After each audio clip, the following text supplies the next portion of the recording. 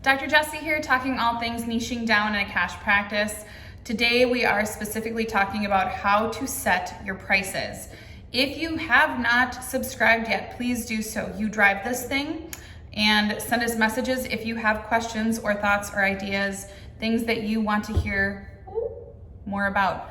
This is sitting on my laundry basket, by the way. I just want you to know. So if you see that happen again, it's because it's sitting on a laundry basket, because I'm not in the clinic today, I'm in my home today. Okay, top 5 questions you need to ask when you're setting your pricing. First is, what is your market? What is your demographic? Where are you?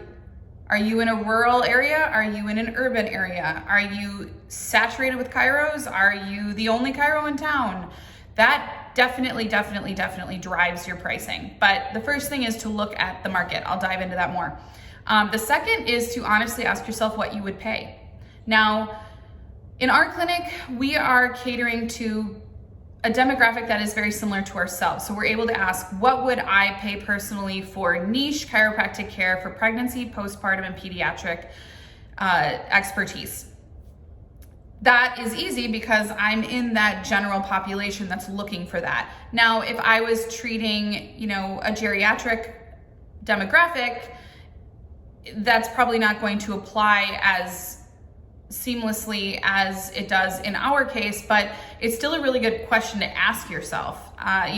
You're looking at running a cash practice, niching down. So even if you're not doing cash, you're looking at niching down, being super specific. You got to ask yourself, what would you pay for specialty care like that? That's number 2.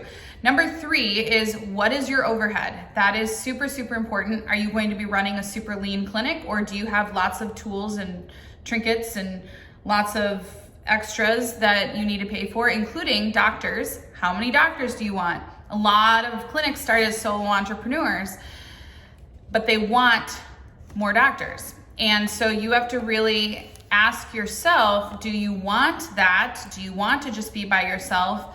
We always encourage having more doctors, having a bigger team, because it's backup for backup for backup. You have extra support, but that leads to more overhead.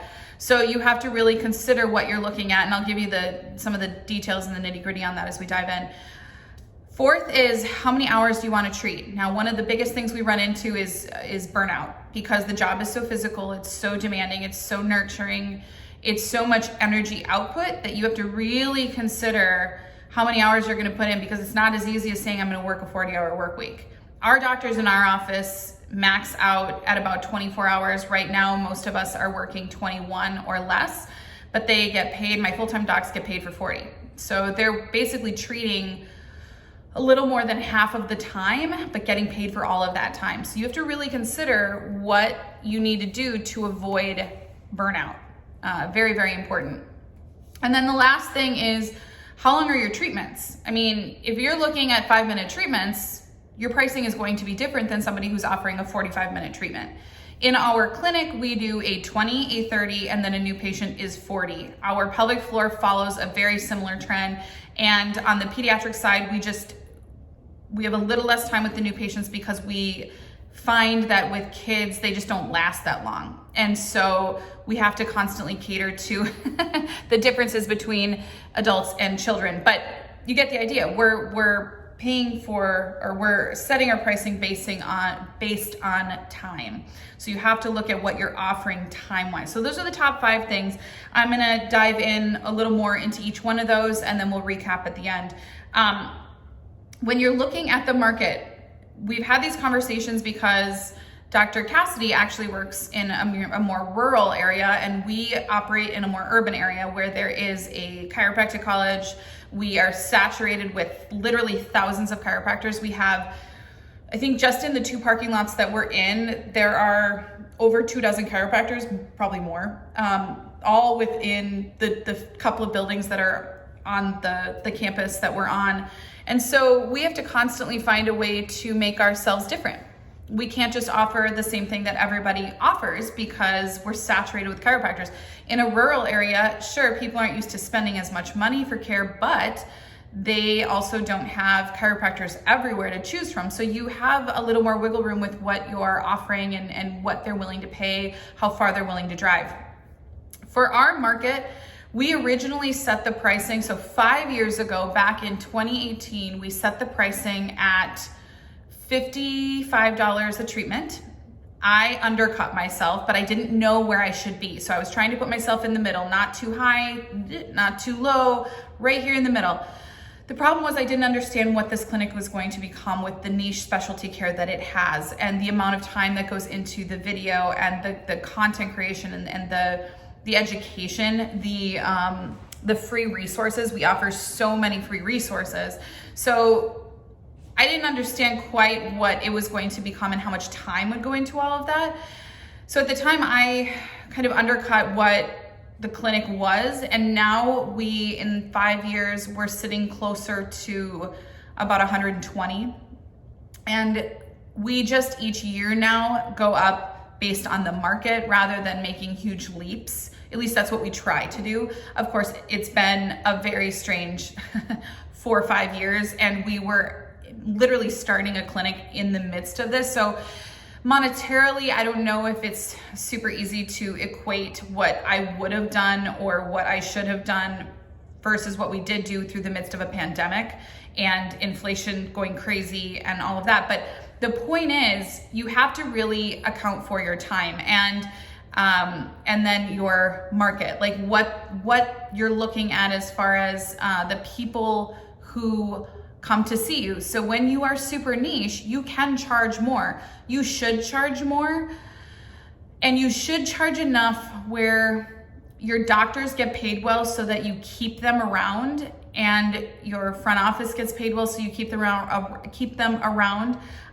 and so that you have money left over at the end of the day to put more money into the clinic if it's something even as simple as repainting a wall and adding something beautiful to it, because that really aids in the kind of ambiance and the feeling of what you're doing with your niche care. It's important to account for all of that stuff and not just keep it on the line, not just bring in enough to pay the bare minimum. You really need to account for that extra bit and not be uncomfortable assessing your market as the years go on, not be uncomfortable raising your pricing. I still don't love it, but it's very, very important. So you do have to assess for your market.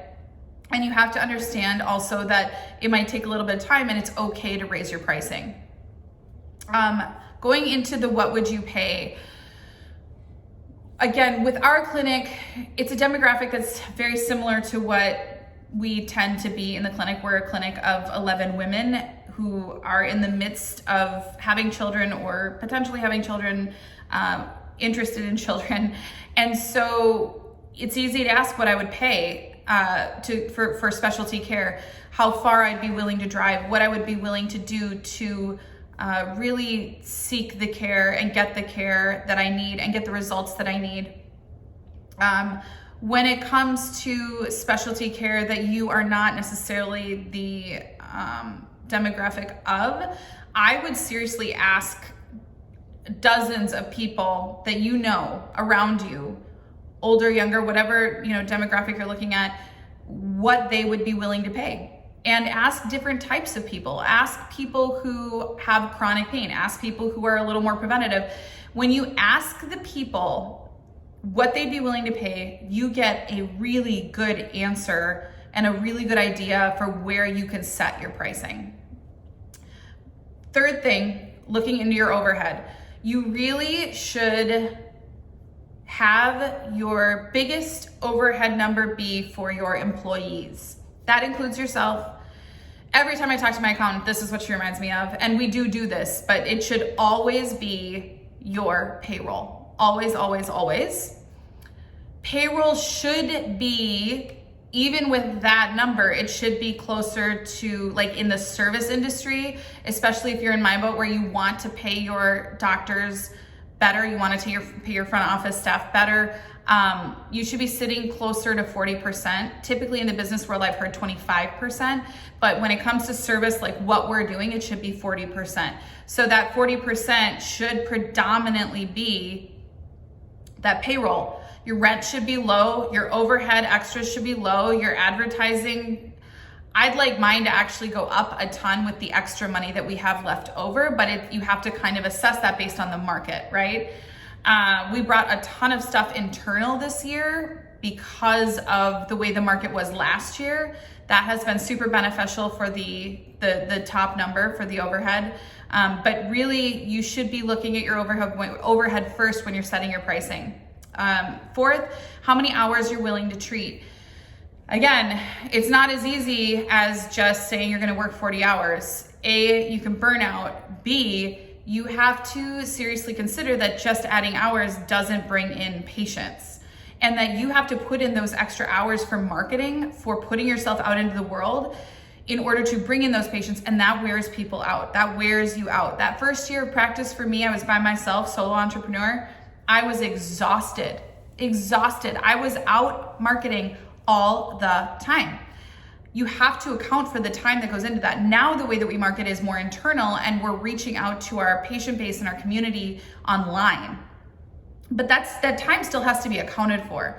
And so you have to really consider, how many hours you're able to actually work and bring in, and don't be unrealistic. Don't just say, I'll just treat 40 hours. It's not realistic. So base your pricing around that, and that will probably increase your pricing. And that's okay, because it turns out better employees, it turns out more energy reserves at the end of the day. It ends up being better as a whole for the clinic.